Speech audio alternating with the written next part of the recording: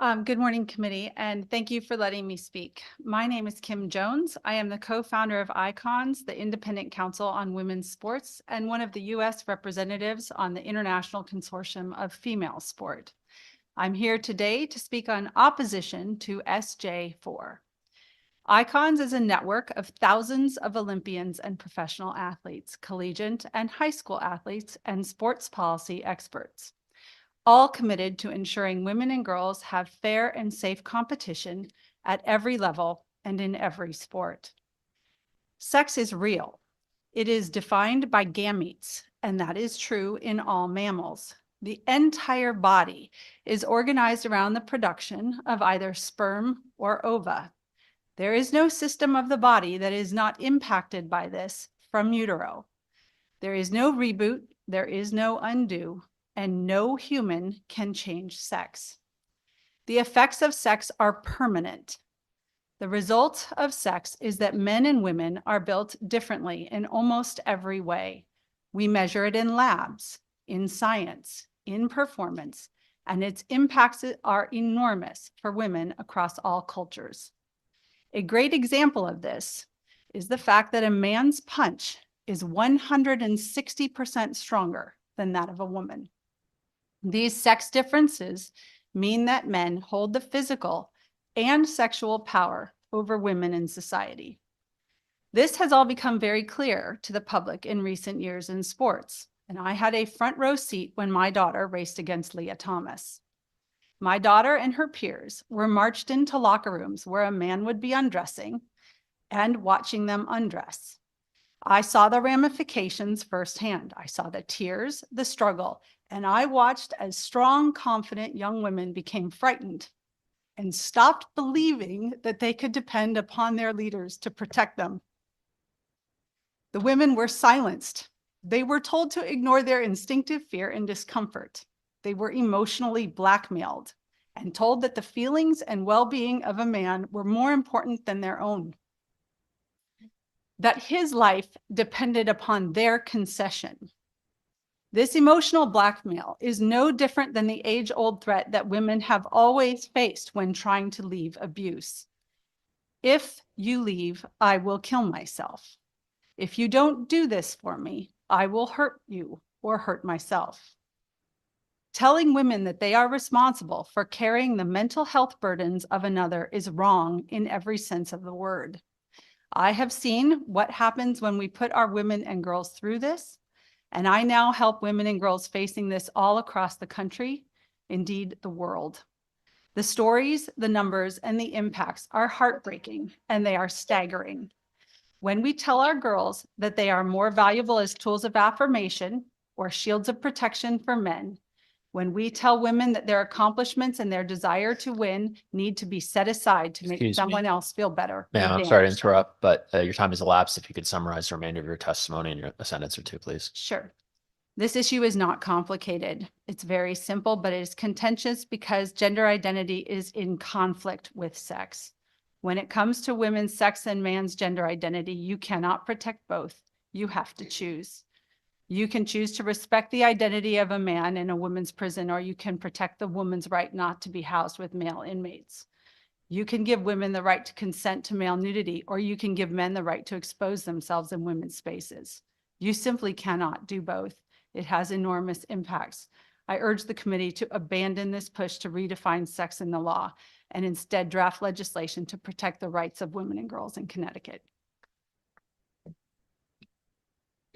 As we indicated before, there are no demonstrations in this hearing room. We appreciate compliance with our rules. Thank you very much for your testimony. Are there questions from the committee? Representative Massafrancesco. Thank you, Mr. Chairman. Thank you so much for coming in. I appreciate it. Your testimony is very inspiring to me. This is one of these subjects that are very dear to my heart, and the protection of women. You know, we have come so long, decades, to get to where we are today. And I always worry that they're going to be hurt and opportunities are going to be taken from them. So I'm very passionate about this issue.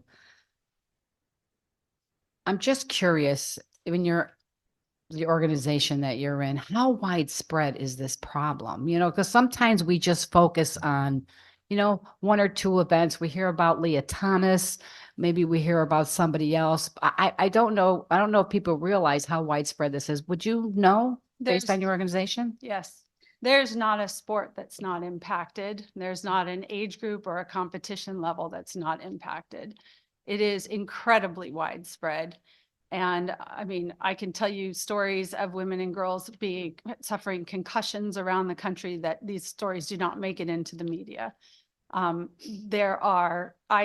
organization hears from women, families, including whole teams of women calling us in tears and begging for help. I hear it on a weekly basis. I have meetings almost every month with women around the world fighting this. It is in middle schools, it is in high schools, it is in college, it is at every level of college, it is in masters, it is in the Olympic level, it is in the professional level. And I mean, there's not a state that's not impacted by it. There's not a woman in sports that's not impacted by it. And one male athlete impacts hundreds of women. It is not a one-for-one exchange. Thank you. I agree because I've been doing a lot of research and I look often at that. And obviously this language put into this resolution is very, very concerning because that would really open the door for that. And I know that people are very hesitant about speaking out. Yes. It's unfortunate.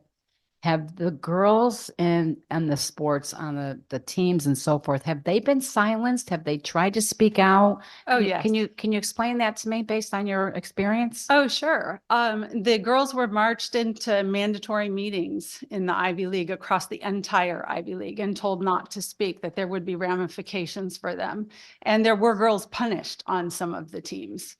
But the girls that spoke out in support of men in women's sports were not punished. The threats and insinuations were clear. It was a frightening situation. It is women in USA fencing. We have 5 male athletes that have represented the US and winning national championships and competing under the United States banner in the women's category. The women in fencing have been reprimanded, threatened with expulsion from their sport. They're not allowed to speak on it at all. Coaches in cycling have been told they'll lose their position in the Olympic movement if they speak up on it. I mean, the silencing is outrageous. Thank you. And through you, Mr. Chair, have they come forward at all? I mean, Well, so- I know it's Yeah. hard if they're being silenced. They don't want to jeopardize losing any opportunities. But have they been able to come forward at all? So I don't know if you're aware, but 16 female athletes have just filed a lawsuit, the state of Georgia in federal court against the NCAA. Women are, and we have many more women that want to join that lawsuit, but at the present moment are frightened. So women are speaking up. They're speaking up around the world. I work with international governing bodies of sport. We've changed, the policies have changed over the last year and a half in world aquatics, world athletics, the international governing body of cycling, world boxing, and world rugby, all to protect the female category and recognize sex. There are several other international governing bodies that will be releasing new policies in the coming months that we've been working with. Women are speaking up and people are paying attention. It's pretty hard to ignore what's happening when you have women suffering career-ending injuries in some cases. Yeah, thank you for that. I appreciate your advocacy and I'm not going to speak for your group there, but I would assume nobody has a problem with the way people identify, what they want to do in their personal life is No. fine. But when it impacts, when it gives an advantage over one person to another, it's very concerning. And certainly, as you mentioned, biologically, they're much stronger. We don't want to see any women get hurt by any means, or certainly lose out on opportunities. They work their whole life. They try to get scholarships, they train, and it could be taken away from them. Yep, it's even just a place on a team. Just that last girl who makes the junior varsity team in high school deserves the access to her opportunity and not to be set aside for the benefit of a male's feelings or emotional well-being. She matters as much. And in many cases, a lot of the women that I work with that are suffering in these competitions, have overcome alcoholism, abuse, rape, all kinds of things, and their struggles in life are just as valid as anyone else's. Yeah, I agree. I just shake my head on this issue. I got to be honest with you, because we have come such a long way for women and to protect women and for women to have his rights. And, I'm not that type of person that I'm out there, advocating for women's rights and so forth. I think everybody should be equal. But we've worked really, really hard, and I just feel like we're just being pushed aside and almost being erased and taking those opportunities. And I always wonder, where are the civil rights activists on this issue? I mean, Well, we need to protect our girls to make sure that they're safe, that they are having equal opportunity. And when somebody comes in that is much stronger, because we know that their biology doesn't change, they're still going to be strong. Those opportunities are going to be less when we're trying to give women more opportunities. So it's very, very concerning. Yes, I'd like to, I think one of the things that sports is there are a lot of women who deserve to be treated fair. All women deserve to be treated fairly and with respect on the basis of their sex. But when it comes to sports, that is the public arena of the difference of the sexes. So when we celebrate and clap for women being abused or set aside for the benefits of a male, what we are doing is stripping women who are in the dark corners of society and behind hidden doors of any belief that they deserve to be treated fairly. How we hold up our champions and our successful women in life is it's a remark on how we treat women in our culture. Thank you. And, I certainly agree. It's a marginalization of women. And I certainly, your story is inspiring. Thank you for all that you do. And I think just educating people and letting them know what's going on. And, I always felt that perhaps maybe there should be a different sporting, maybe it's co-ed, or maybe there's a different class for people that identify a different way that they could all work together. At least they know what they're getting into, and women are not forced to compete at a disadvantage. I always think that is the way that it should be handled. But I appreciate your testimony today. Thank you very much for coming in. Thank you, Mr. Chairman. Thank you, Representative. Are there further questions from the committee? Representative Hoxa. Thank you, Mr. Chair. And through you, just a couple quick questions for you, Kim. Kim. Yes, sorry about that. Okay. Do you have a general understanding, or not even necessarily a general understanding, but are you aware of how widespread this is in the state of Connecticut, at least, issues similar to the ones that you faced with your daughter? Mhm. Yes, there are several male athletes competing in women's high school sports in Connecticut. There are several male athletes that have competed throughout different levels of sport in Connecticut. There are women in the professional ranks of sport in Connecticut that are competing against men in professional sports. It's incredibly widespread. Sorry, go ahead. No, go ahead, finish. Yeah, we had a male athlete. We've had obviously the girls in the state of Connecticut that lost in those track races yeah. a few years back. We've got another male athlete that just won the state high school championships in high jump just this last year. He's ranked 3rd in the country right now in women's high jump.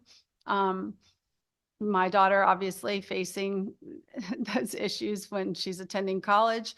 There are masters and other competition levels where I can't specify a name right now. Right. I don't think I should, but Yeah, no, and thank you for providing that information.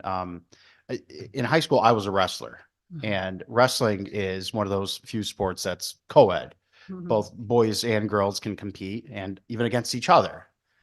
But you brought up a very interesting concept and point earlier, which was that you can't have both. You can't have both boys choosing to wrestle girls and girls choosing to wrestle. Well, in the sense that you can't have the two things must be mutually consentable, right?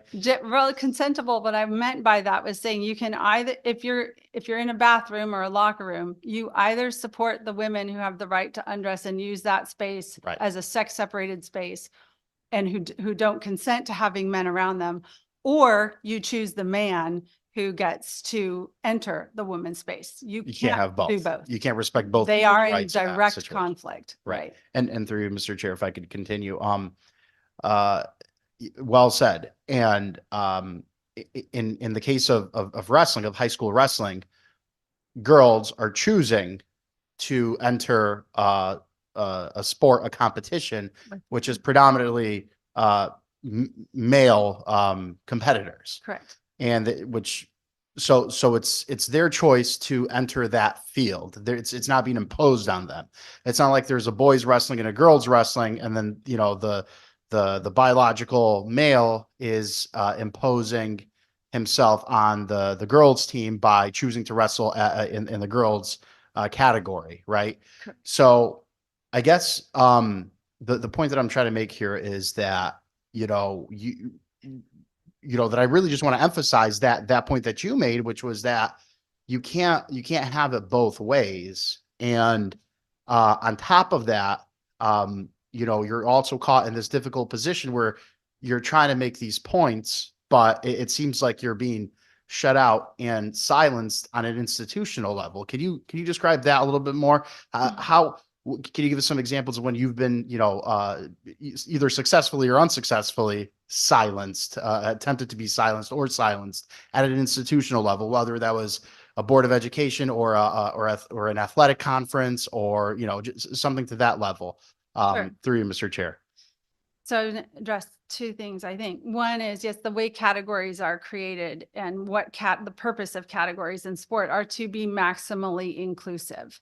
So we categorize sport across age, for that's youth and masters, as well as like in the main open areas. We categorize it for para, right? And weight classes. In some instances, boxing and wrestling would be one, rowing would be another. And then across all of those, we separate by sex. And that's how we include everyone. All of those distinctions are based on biological, objective reality, measurable standards. Competing up is always allowed. Competing down is not. So a woman competing against men in the men's division is at a disadvantage, and that's fine. It's like a youth making an Olympics team. We don't allow adults to compete against children. We don't allow doped athletes to compete against clean athletes. We don't allow men to compete against women because of the known advantages and disparities render the competition meaningless. They turn it into a joke. So that's the competition thing. As far as silencing, the perfect example is the NCAA. 45 Olympians and NCAA female athletes of the year, Olympic coaches, most decorated individuals out of various institutions, both at the University of Arizona and the University of Texas, wrote strong letters asking the NCAA to please respond and explain why they were doing this, that it was wrong to change the policies. No response. Nothing. Not one response. And in the Ivy League, the institutional response was, yeah, this is just the way it is. You don't argue with it. And the girls were told there will be ramifications. So inherent in that is an underlying threat. Harvard put this in writing. I have the letter. Penn put it in email form. Almost all the other schools just pulled the girls into mandatory meetings to say, you will not talk about this. Don't speak to the media. Don't respond. It doesn't matter what you're thinking right now. You need to let the men in charge decide your fate, even if you feel like you're being discriminated against. So the silencing of women was enormous. On an international federation level, USA Fencing, USA Boxing are both going through this right now. They are not listening to their constituency. They're unwilling to talk to women.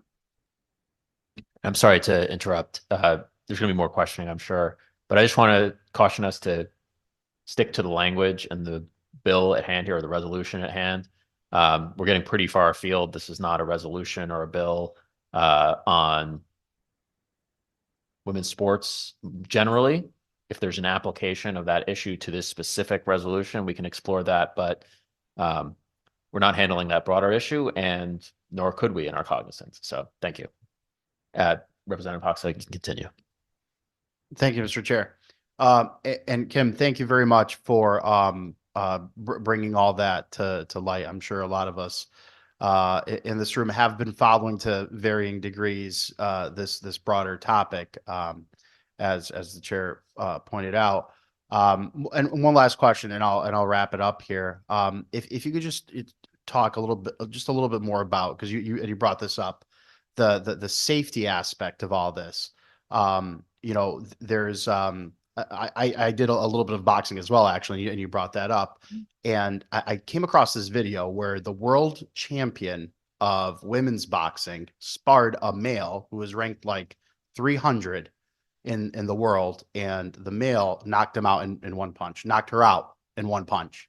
And she went on Twitter and Facebook and was complaining about how, whatever. But that was consensual. Again, going back to this consensual sort of arrangement of, hey, we're two adults here that are consenting to engage in this, the competition with each other. Have you heard of anything in relation to any physical harm being done to anyone as a result of the direction that this, policies that stem from amendments like this? Yes. Either here in Connecticut or anywhere else that we could use as an example to learn. There are several young women in high school that have had career-ending concussions due to volleyball, male athletes in volleyball.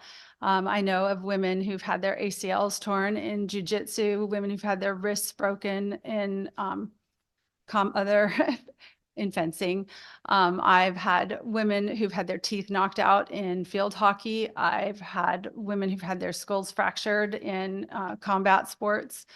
So, I mean, I could go on all day.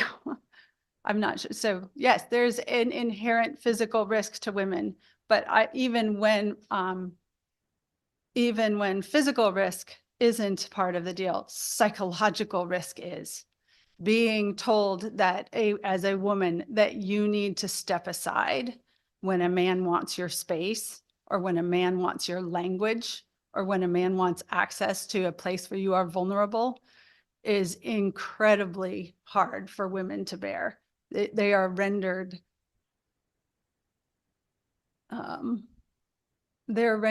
mute if they're not able to say what's happening to me is wrong. The position I'm being placed in is wrong. It is what I went back to. You can't, when you tell women that their hard work and their efforts better serve the affirmation and desires and safety of a male who wants their place, you render women meaningless. They're just there to serve men. So we either value our women and we celebrate that there are differences between men and women, and we celebrate women as worthy and as respectful and as possible champions, or we don't. It's a yes or no question. We do or we don't. Thank you, ma'am. I appreciate your testimony. That's all I have, Mr. Chair. Thank you. Thank you, Representative. Further questions from the committee, Representative Bronco. Thank you, Mr. Chair, and thank you, Kim, for your testimony today. You pretty much answered my last question there. I was just interested in your testimony. We usually think of this this issue from a fairness, equity standpoint, but bringing up the safety, I hadn't really thought of it in that way. So you did answer my question, so I won't take any more time. But thank you for being so articulate and well researched on this subject, and for coming here to share that with us today. Sure. Thank you. Always welcome to talk. Thank you, Representative. Representative Mass-Francesco for a second time. Thank you, Mr. Chairman. So the bill that is before us today, and I just want to just kind of clarify something.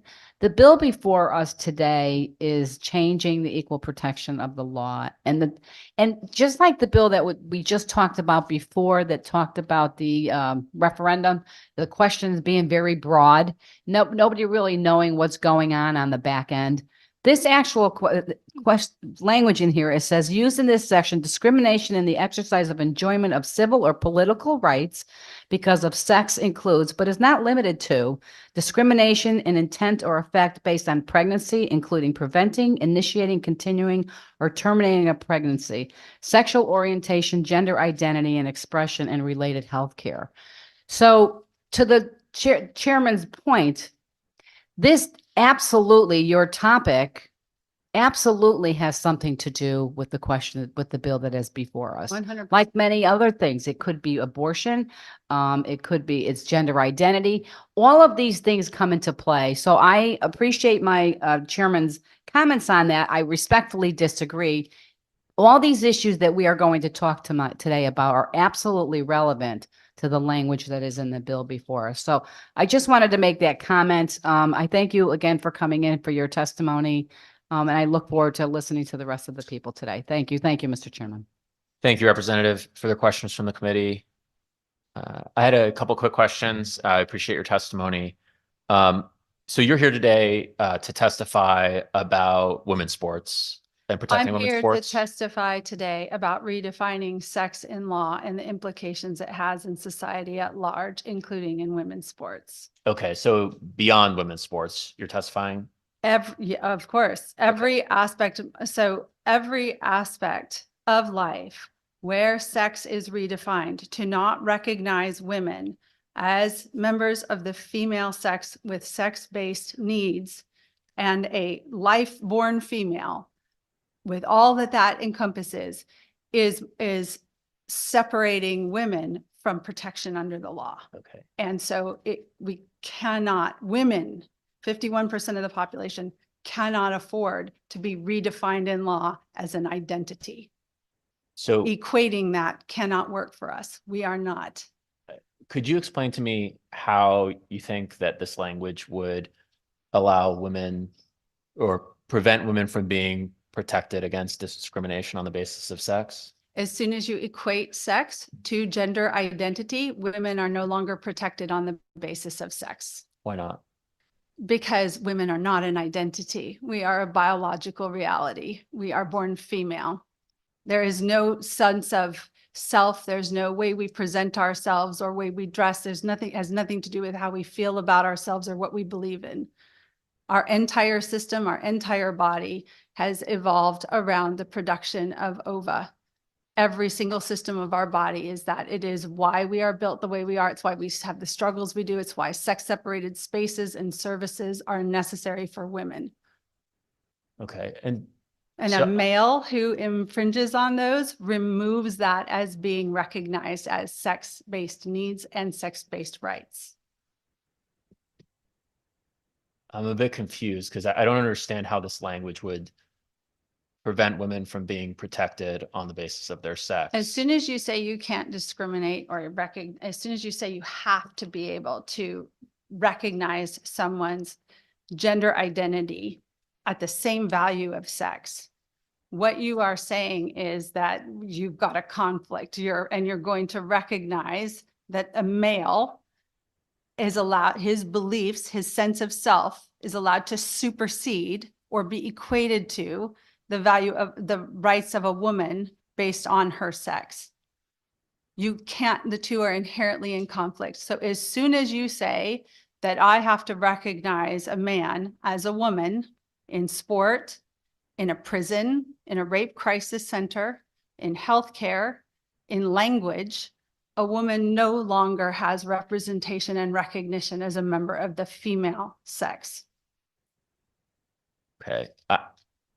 We may have a different understanding of the law. Would you like to explain to me what your understanding is?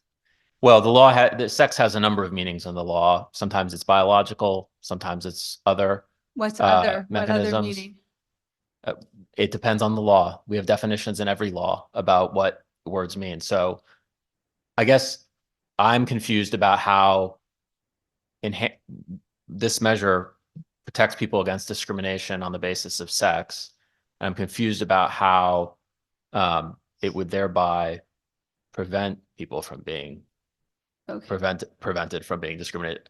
I mean, we may have just differing understandings of how the law works in this area. I'm assuming you're not aware of the decision of, or I don't know if you are. I'm sorry, I don't mean to assume in any way, but Bostock versus Clayton Oh, County. I'm well aware of Bostock, yes. Okay, so And that is specific to areas of employment. And it was very clear that that was specific to areas of employment. It was a narrow decision.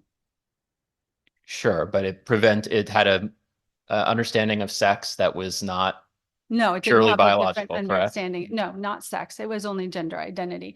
Sex is defined in law. Title IX was based on sex. Sex is, as we know in science, sex is based on the production of gametes. That is, it's what it is in all mammalian species. It is what it is in all species. It's mammalian species that do not ever change sex. So the definition of sex is not actually in law in any dispute. The Biden administration is trying to make it so. And this law, this rewrite would also call that into question. Women are protected on the basis of sex. As soon as you equate that to an identity, then you are no longer protecting women. So let me see if I understand this correctly. Are you saying that you cannot protect transgender individuals against discrimination while simultaneously protecting women against discrimination? Correct. Okay. All right. Well, at least that resolves that. In the spaces where sex is relevant. Okay. I disagree that so I would say anyone, I think you have to protect people's right to believe whatever they want to, but you can't protect those beliefs in law and have them supersede reality. So in other words, if someone is religious, they are entitled to believe whatever they would like to believe, but I can't mandate that everyone else support that belief or uphold that belief in law. They can be free to believe what they want to and practice what they want to. You can't mandate that everyone else adhere to their beliefs. You can't protect someone's self-expression or self-belief in law and also support objective reality. Okay. I'm not sure that I understand exactly the distinction you're making, but I appreciate your testimony. I have one more question, which was in the sports area in particular, if people were, whether in a athletic circumstance or some other circumstance, the state were making a distinction on the basis of physical strength, speed, other physical characteristics, wouldn't they be able to make that sort of distinction without reference to sex? No, because while it's entirely true that the best men in the world or the best in any division will beat the best women. I mean, boys beat women's world records at age 14 and 15. Thousands of boys every year run faster than the fastest women in the world.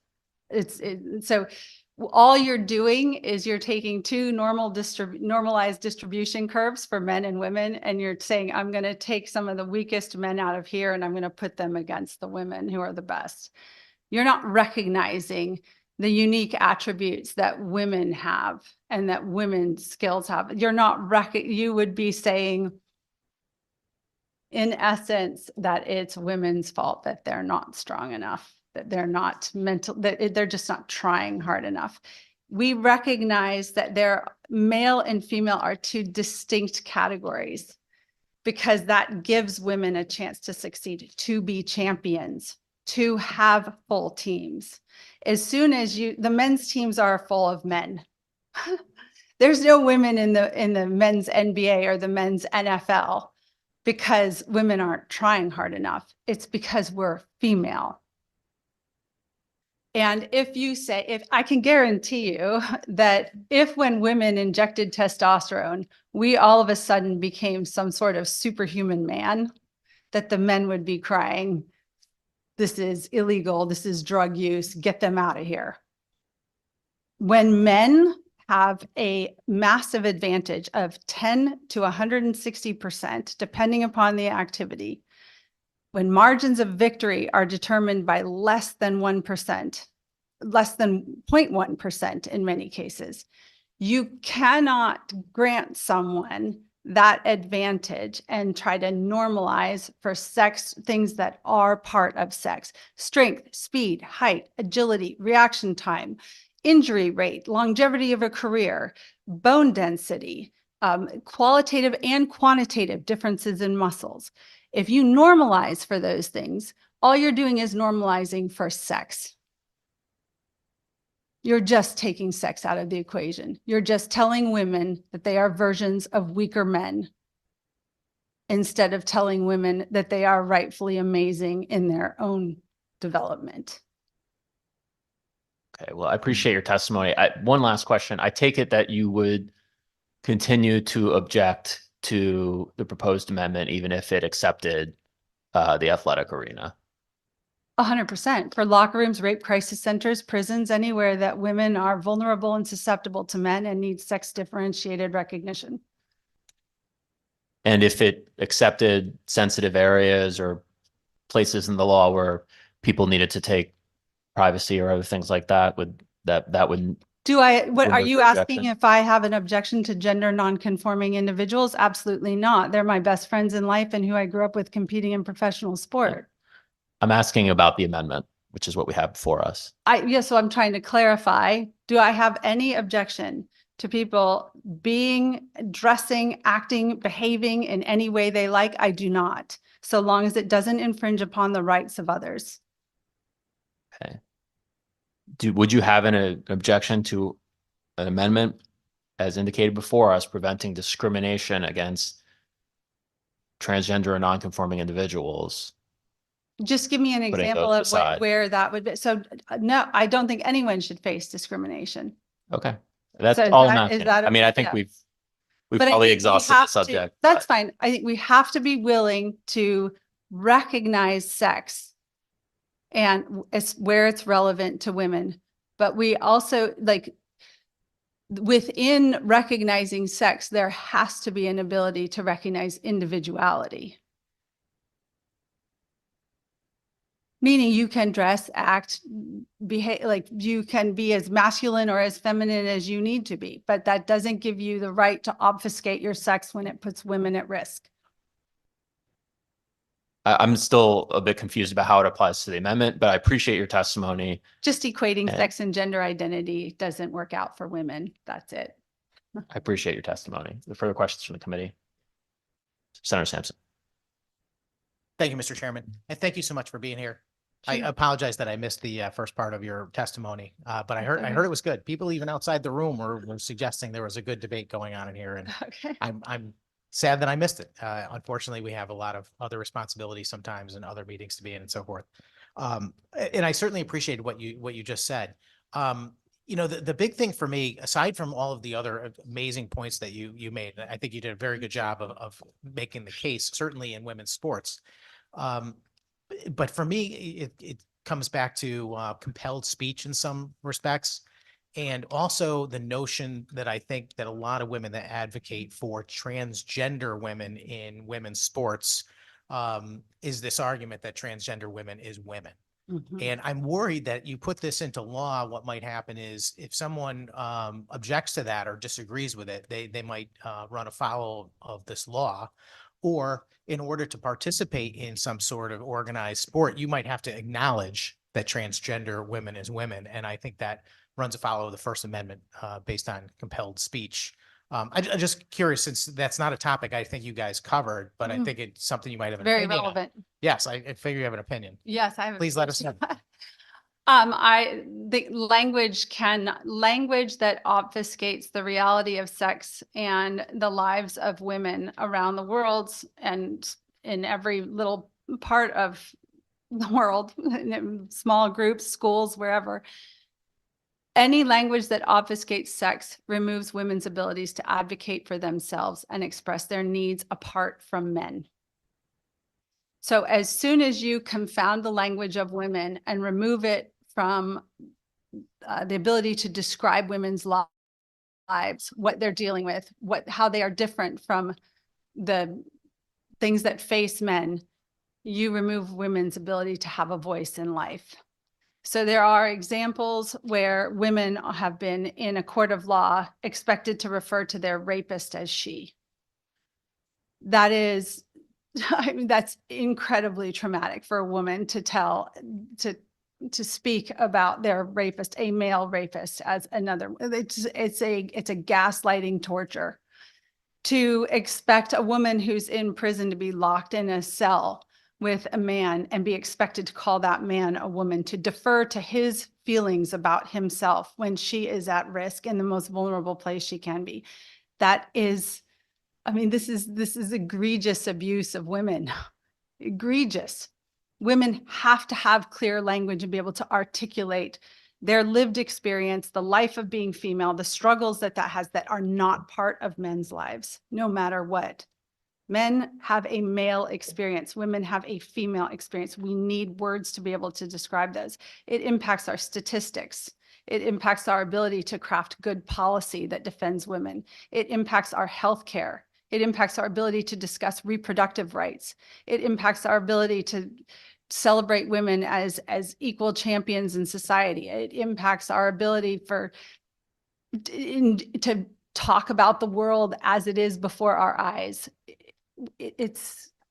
So suppressing women's speech and expecting them to hand over their language to men at demand is, I mean, it's so dystopian, it's hard to put into words.